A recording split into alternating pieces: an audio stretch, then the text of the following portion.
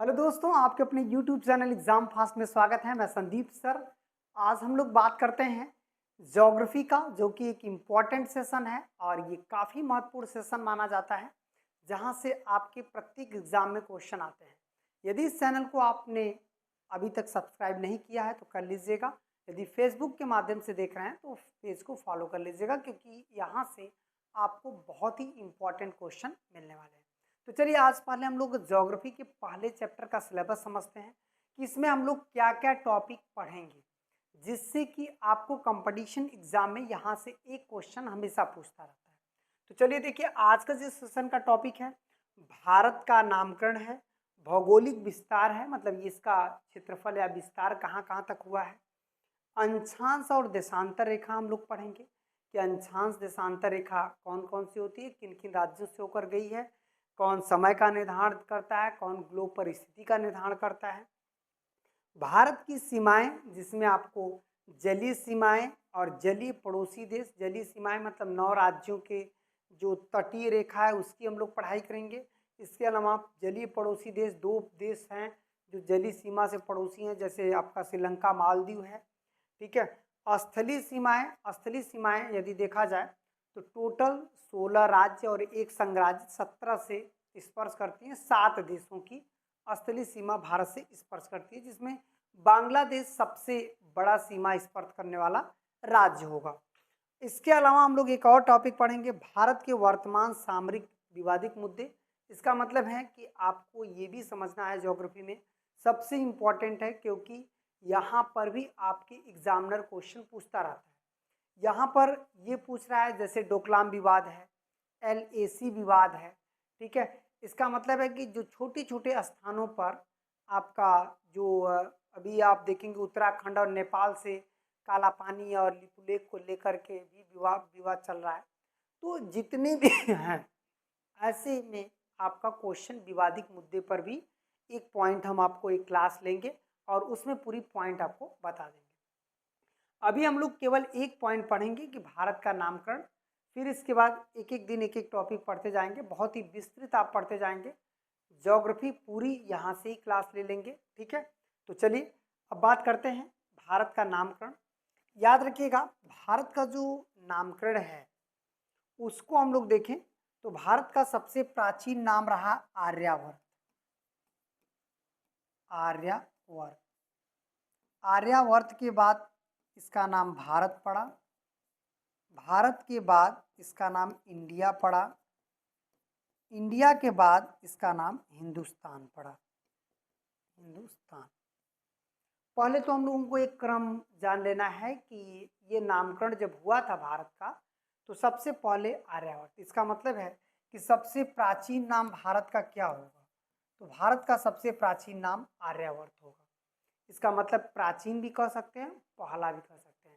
ये क्यों? क्योंकि आर्य ने ही जो है इसका आर्यावर्त नाम रखा। आर्य के ही शक्तिशाली राजा भरत के नाम पर इसका नाम भारत पड़ा। फिर भारत पर आक्रमण करने वाले 2 लोग, जैसे जो ग्रीक से आए थे, मतलब यूनानी लोग आए थे, तो वो लोग ग्रीक भाषा में इंडिया रख दिया, और जो अरबी लोग आए थे वो सिंधु नदी को हिंदू नदी कहते थे, इसकी वजह से वो हिंदुस्तान रख दिया। तो यहाँ पर देखिएगा आर्य लोग कैसे आए थे। आर्य लोग आए थे, देखिए यहाँ पर जो आर्य लोग हैं, यदि आर्य लोगों का प्रॉपर बात किया जाए तो ये देखिए यहाँ पर आर्य लोग क्या किए कि मध्य एशिया, इसे एशिया माइनर कहते हैं, मध्य एशिया, मध्य एशिया, और मध्य एशिया को एशिया माइनर कहा जाता है। एशिया माइनर, इसका मतलब है एशिया माइनर कहा जाता है किसको? मध्य एशिया को। यहीं से आर्य लोग आते हैं, और सैंधव सभ्यता, इसका मतलब हमारी जो सभ्यता होती है सैंधव, सैंधव सभ्यता को नष्ट करने का भी काम एक मामला जाता है कि आर्यों के आक्रमण करने से ये सभ्यता नष्ट हुई। तो ये भी कहीं ना कहीं इतिहास सही है। आर्यों ने यहाँ पर आक्रमण करके सैंधव सभ्यता को नष्ट किया, और फिर ये लोग आकर के हिमालयी क्षेत्र में बस गए। हिमालयी क्षेत्र, हिमालयी क्षेत्र मतलब जो हिमालय के आसपास जो मैदान थे, उपजाऊ क्षेत्र थे, वहाँ पर ये लोग बस जाते हैं। ठीक है। हिमालयी क्षेत्र में ये लोग बसे, और इसी जगह जो जहाँ पे रह रहे थे ये लोग आर्य लोग थे। जो सनातन धर्म जो आज आप देख रहे हैं, ये दुनिया का सबसे प्राचीन जो है धर्म है सनातन, जो हिंदू धर्म है। और ये जो आर्य लोग के ही समय ये धर्म स्थापित हुआ था और सबसे पुराना भारत में यही लोग रहे हैं। यहाँ तक कि विश्व के अदर कोने में भी जब सभ्यता पनप रही थी तो भी सनातन की शुरुआत हो चुकी थी। तो ये लोग हिमालय के आसपास रहे और आर्य लोग ही इसका नाम क्या रखा, आर्यावर्त। हिमालय के आसपास क्षेत्रों को क्या कहा, नाम दिया गया, आर्यावर्त नाम दिया गया। फिर इसी में से एक शक्तिशाली राजा हुआ, जिसका नाम था जो है भरत। और इसी शक्तिशाली राजा भरत के नाम पर इसका नाम भारत पड़ा। हालांकि ये माना जाता था कि ये राजा दुष्यंत का पुत्र भरत था। और आप देखेंगे कि एक राजा दुष्यंत और शकुंतला की कहानी है, तो उसका जो पुत्र जन्म लेता है वो भरत ही है, जो कि बहुत ही शक्तिशाली पुत्र था। ठीक है, अब बात करते हैं, यहाँ तक तो बात क्लियर हो गई कि हाँ इस तरह से भारत पड़ा या भरत। अब इसके बाद हम लोग बात करते हैं एशिया माइनर वगैरह को हटा देते हैं। अब यहाँ से देखिए जो तुर्की और सीरिया होते हुए, यहाँ से देखिए यूरोप से होते हुए ये लोग आते हैं, भारत पे आक्रमण करते हैं। उस समय पाकिस्तान भी भारत का हिस्सा हुआ करता था। तो ये लोग देखिए यूरोप के लोग हैं, जो कि कहाँ से आए हैं, यूरोप से आए हैं। ठीक है, और इनको क्या बोला जाता था, यूनानी। यूनानी जो है भारत पे आक्रमण करते हैं। सिंधु नदी के वो लोग इंडस नदी कहते हैं, सिंधु नदी को इंडस नदी कहते थे। और इसी इंडस नदी के नाम पर भारत का नाम क्या रखा गया, इंडिया। इंडिया किस भाषा का शब्द है, ग्रीक भाषा का। इंडिया किस भाषा का शब्द है यदि पूछेगा तो क्या हो जाएगा, ग्रीक भाषा का शब्द क्या हो जाएगा, इंडिया। एक ग्रीक भाषा का शब्द है जो इंडस मतलब सिंधु नदी के नाम पर, इंडस नदी के नाम पर इंडिया रखा गया। तो ये तो हो गया इंडिया। फिर इसके बाद आप देखेंगे ईरान, ये जो इराक और ईरान है, यहाँ से अरब वासियों ने आक्रमण किया। ये कौन थे, अरबी लोग थे।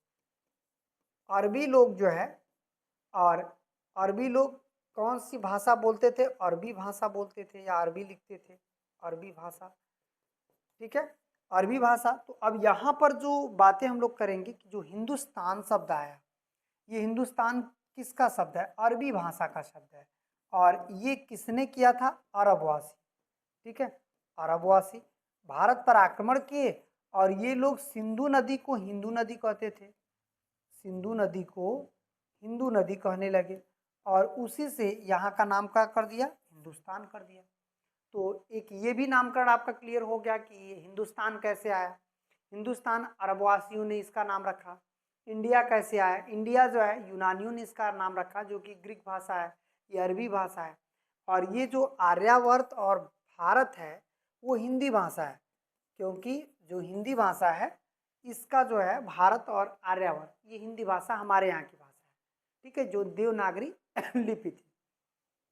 तो यहाँ तक की बातें तो क्लियर हो गई। फिर जब हमारा संविधान लिखा जाने लगा, तो जब संविधान लिखा जाने लगा तो संविधान में आर्टिकल बनाया गया कि देश का नाम क्या होगा। तो संविधान में एक आर्टिकल बनाया गया, अनुच्छेद फर्स्ट। अनुच्छेद फर्स्ट में भारत का नाम इंडिया अर्थात भारत। इसका मतलब है कि अनुच्छेद फर्स्ट क्या कहता है, हमारे देश के नाम को इंडिया अर्थात भारत में ही हमारा देश का नाम है, वो भी आर्टिकल फर्स्ट में। ठीक है, तो हम लोग आज के इस छोटी सी वीडियो में ये जाने कि भारत का नामकरण कौन कौन सा है। आगे की वीडियो में इसका भौगोलिक पूरा विस्तार जानेंगे और यहाँ तक कि आगे कई टॉपिक मानेंगे कि भौगोलिक विस्तार भी जान लेंगे, देशांतर और अंशांश भी जान लेंगे। ठीक है, तो आज का सेशन इतना है, फिर मिलते हैं नेक्स्ट वीडियो में, नेक्स्ट क्लास में।